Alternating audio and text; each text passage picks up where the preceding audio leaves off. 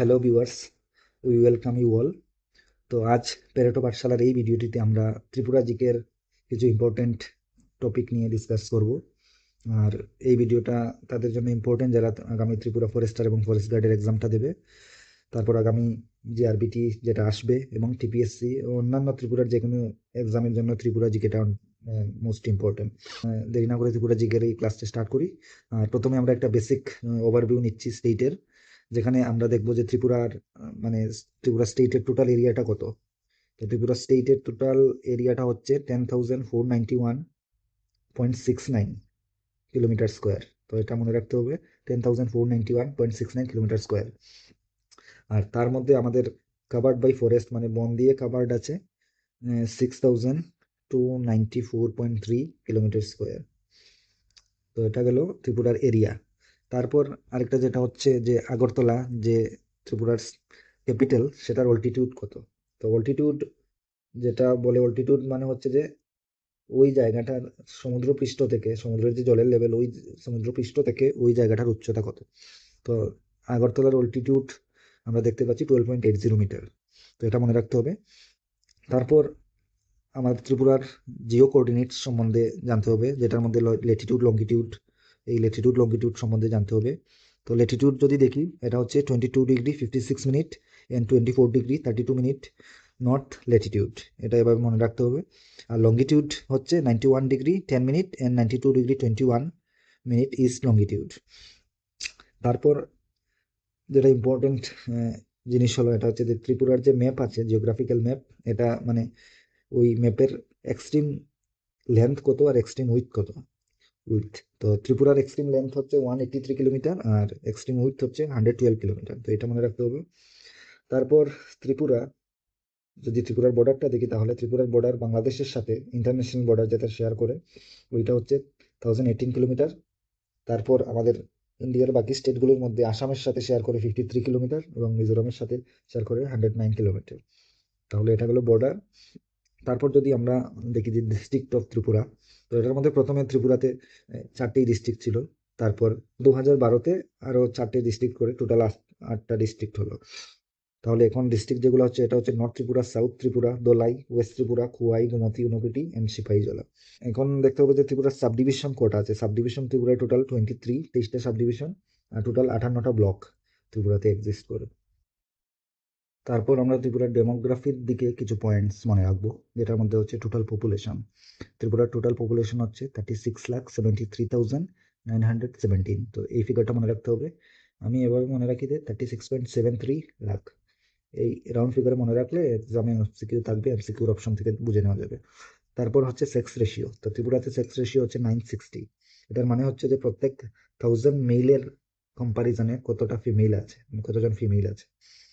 তো এটা হচ্ছে 960। তারপর সেম কনসেপ্ট, সেক্স রেশিও এট বার্থ, এটা প্রত্যেক 1000 মেলসের এগেনস্টে 1028 ফিমেলস আছে। তো এটাতে ফিমেলসের সংখ্যা বেশি দেখা যাচ্ছে। তারপর হচ্ছে লিটারেসি রেট।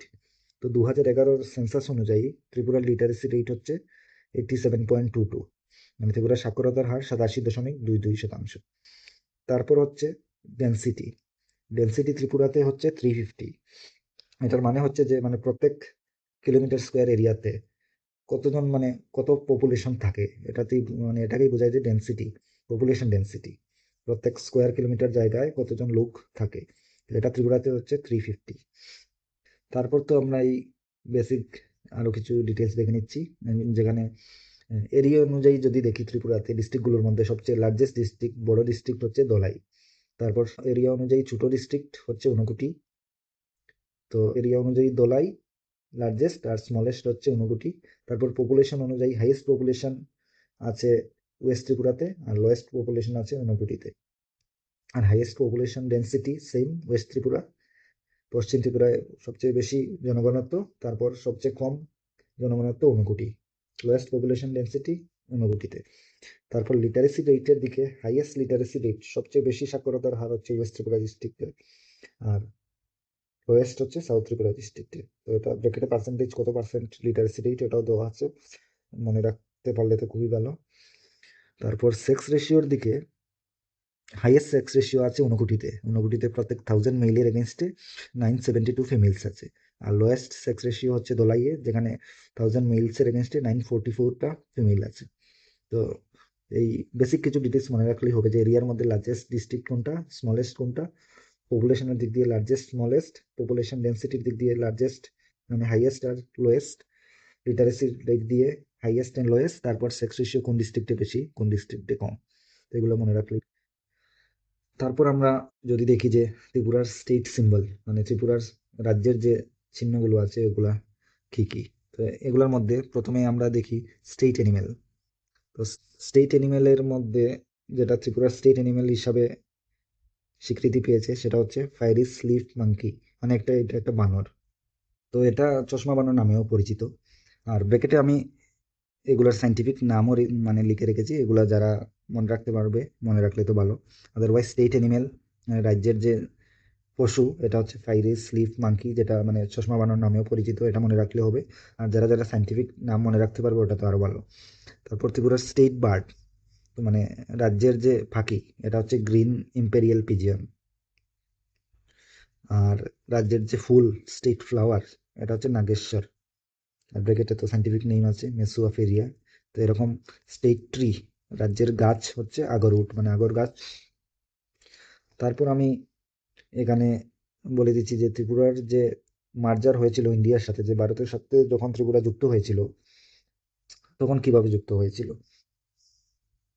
তো তোমরা সবাই জানো যখন ইন্ডিয়া স্বাধীন হয়, ভারত যখন স্বাধীন হয়, তো স্বাধীন হওয়ার পর ভারতের সংবিধান লেখার জন্য কনস্টিটিউয়েন্ট অ্যাসেম্বলি বানানো হয়।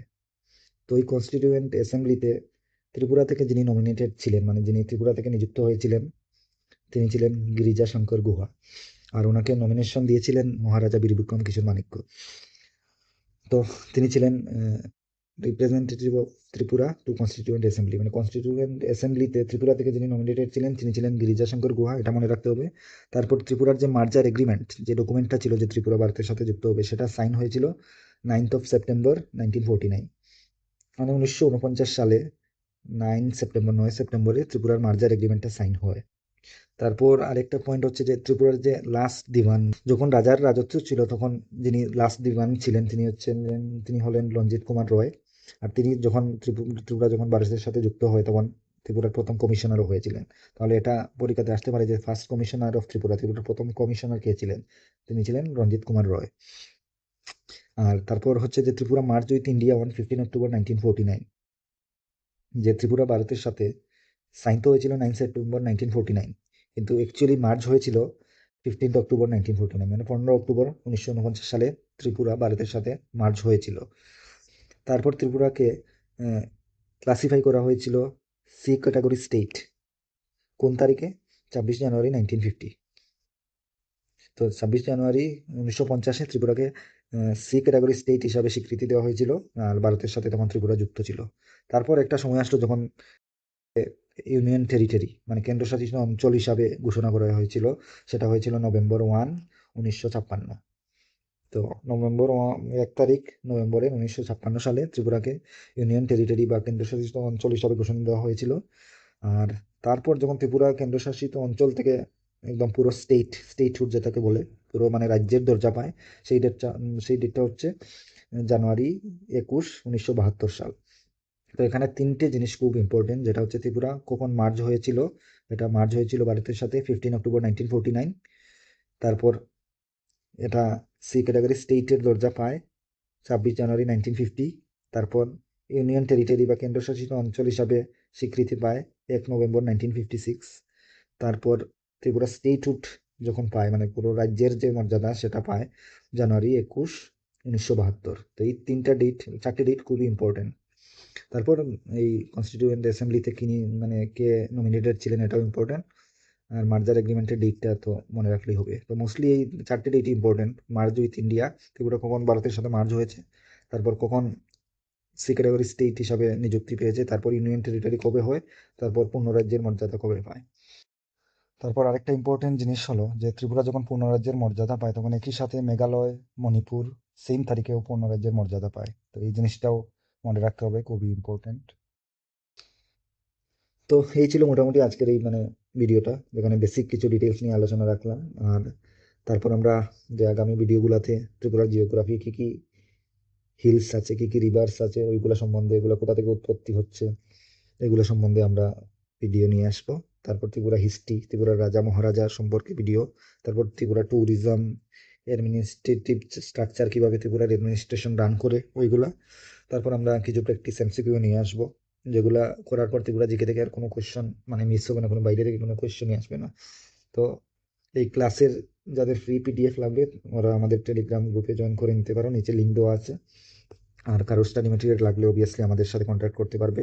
আর এই হচ্ছে আমাদের টেলিগ্রাম চ্যানেল, ওইখানে সবাই জয়েন করে নেবে যাতে ফ্রি পিডিএফ টিডিএফ ওইখানে পেয়ে যাও। আর স্টাডি মেটেরিয়াল লাগলে আমাদের সাথে যোগাযোগ করতে পারো। তো থ্যাংক ইউ।